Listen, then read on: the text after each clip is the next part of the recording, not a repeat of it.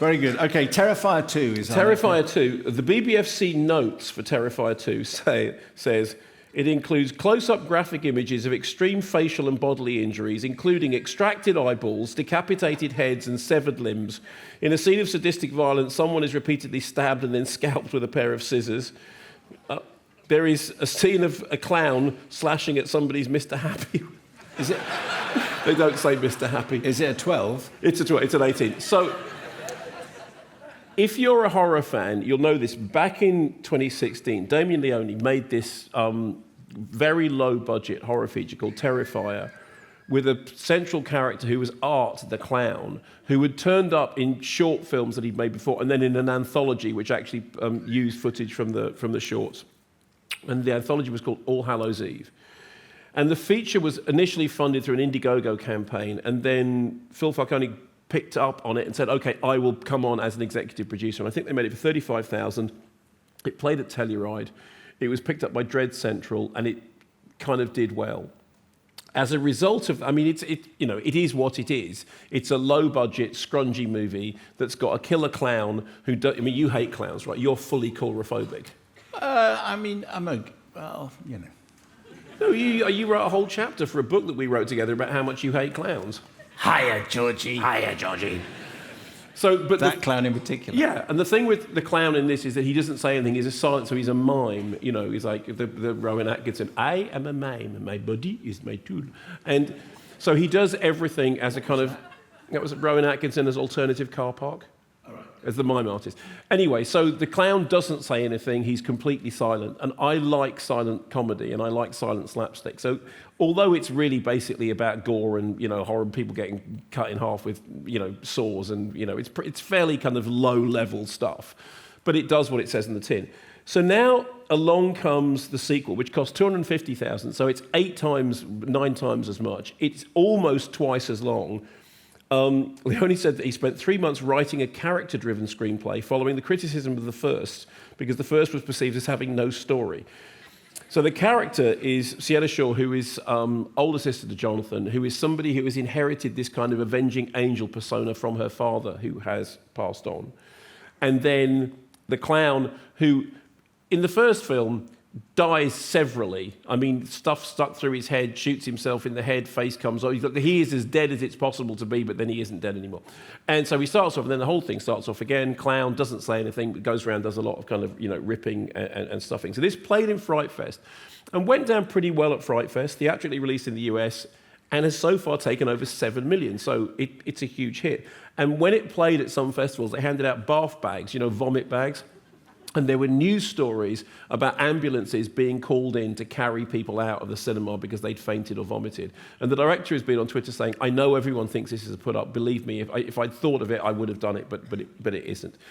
The thing about the film is, there's something about the original film, it's an hour and 24, it's absolutely stripped down, it's lots and lots of grisly gore, it's slapstick and knockabout. I mean, some of it's better than others, but it is what it is. In the case of this, it's much more ambitious. It's got these kind of long, hallucinatory dream sequences. It's got a whole section in which, in her mind, she goes off to the clown cafe in which food is kind of funny because it's all kind of bits of human offal.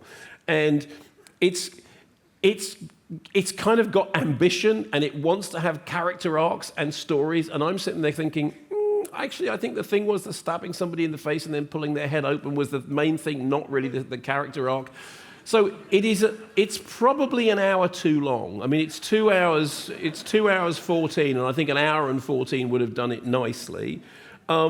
However, it looks much better than a movie that was made on such comparatively low budget should do. David Howard Thornton is good as the clown. I mean, the one thing it has going for it is that whole idea of the killer who, it's all that kind of, that sort of scary mime stuff without any, but that is quite funny. But that probably in total constitutes about 17 minutes of the film. And then there's probably about 22 minutes of people having their skin removed with, saws and stuff, and that's fine. And then there's a little bit of setup. In what sense is that? Well, it's a horror movie. It's not real. None of it's real. None of it is real. It's like it's. Do we have a clip? Pardon me? Do we have a clip? Do we have a clip? Yes, we have a clip. They're waving at me. So there is a guy. It says a clip there. Yeah, there's a clip apparently. You want to see a clip? Yeah. There we go. Wait a minute, aren't you that guy from the costume shop? Sir, what are you doing? It wasn't me. He was covered in blood on his shirt and his hands when he got here. I'm telling you, it was him, Allie. Right down to the little black dot on the tip of his nose. You're really weird, you know that? I believe him. About what? Something really bad's gonna happen tonight. No, I know when Jonathan's lying, okay? I could hear it in his voice. Something's wrong. Look, we're gonna have fun. Stress-free environment. Yep. Speaking of surprises, kids, we have a very special guest with us today. All the way from Miles County, please welcome Art the Clown.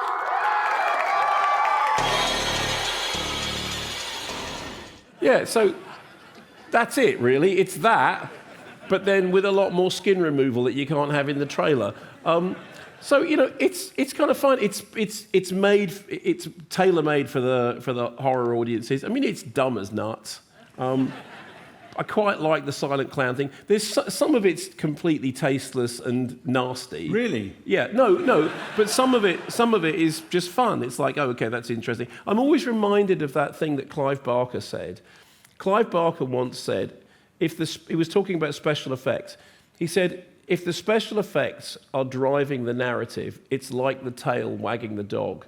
He said, but there is a special joy in a special effects guy coming up to you with a glint in his eye, which says, we figured a new way of turning someone inside out through their rectum, and we can do it for you in one shot, governor. And For £5.20. Exactly, yeah. There we go. What you'll find it's available to, as Nadine Dorris would say, you can be downstreaming it wherever you want. Well, now, that was a great video, I thought, wasn't Couldn't take my eyes off it. it? And neither could they. Do you think they know that they can keep up to date with all things Kermode and Mayo's take by checking out our social channels? Well, they do now. Yes, they do.